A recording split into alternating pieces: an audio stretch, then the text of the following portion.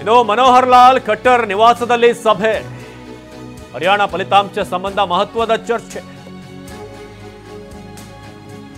ಹರಿಯಾಣ ಉಸ್ತುವಾರಿ ಧರ್ಮೇಂದ್ರ ಪ್ರಧಾನ್ ಕೂಡ ಭಾಗವಹಿಸಿದ್ದಾರೆ. ಹರಿಯಾಣದ ಫಲಿತಾಂಶದ ಬಗ್ಗೆ ಈಗ ಮನೋಹರ್ ಲಾಲ್ ಖಟ್ಟರ್ ನಿವಾಸದಲ್ಲಿ ಸಭೆ, ಮುಂದಿನ ವಿಚಾರಗಳು ಏನೇನು ಆಗಬೇಕು ಅಂತ. ಸೊ ಮನೋಹರ್ ಲಾಲ್ ಖಟ್ಟರ್ ನಿವಾಸದಲ್ಲಿ ಸಭೆ, ಯಾಕಂದರೆ ಇಲ್ಲಿ ಗೆಲುವನ್ನು ಸಾಧಿಸೋದಕ್ಕೆ ಬಹಳ ಪ್ರಮುಖವಾದಂತಹ ಪಾತ್ರವನ್ನು ಈ ಬಾರಿ ವಹಿಸಿರುವಂಥದ್ದು ಸೈನಿ, ನಾಯಬ್ ಸಿಂಗ್ ಸೈನಿ ಏನಿದ್ದಾರೆ. ಸೊ ಒಂದು ದೊಡ್ಡ ಪಾತ್ರವನ್ನು ವಹಿಸಿದ್ದಾರೆ. ಎಷ್ಟು ಮಟ್ಟಿಗೆ ಅಂತಂದರೆ BJP ಹೈಕಮಾಂಡೇ ಕರೆ ಮಾಡಿ ಸೂಪರ್ ಒಳ್ಳೆ ಕೆಲಸ ಮಾಡಿದ್ದಾರೆ, ಬೆಸ್ಟ್ ಅಂತ ಹೇಳಿ ಅವರ ಬೆನ್ನು ತಟ್ಟುವಂಥ ಮಟ್ಟಕ್ಕೆ.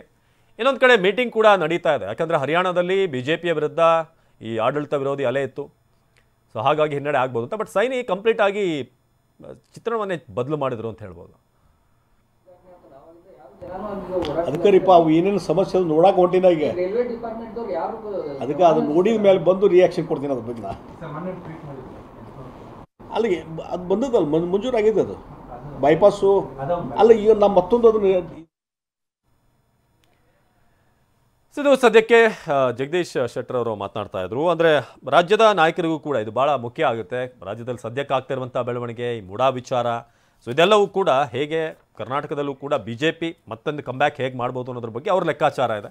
ಸೊ ಹರಿಯಾಣದಲ್ಲಿ ಆಗಿರುವಂಥ ಗೆಲುವೇನಿದೆ ಅದು ಸಹಜವಾಗಿ ಈಗ ರಾಜ್ಯ BJP ನಾಯಕರಲ್ಲೂ ಕೂಡ ಹೆಚ್ಚಿನ ವಿಶ್ವಾಸವನ್ನು ತಂದಿದೆ. ಜೊತೆಗೆ ಕಾಶ್ಮೀರದಲ್ಲಿ ಮೆಜಾರಿಟಿ ಬರದೇ ಇರಬಹುದು, ಬಟ್ ಅದನ್ನು ಕೂಡ ಪಾಸಿಟಿವ್ ಆಗಿ BJP ಅವರು ತೆಗೆದುಕೊಳ್ತಾ ಇದ್ದಾರೆ.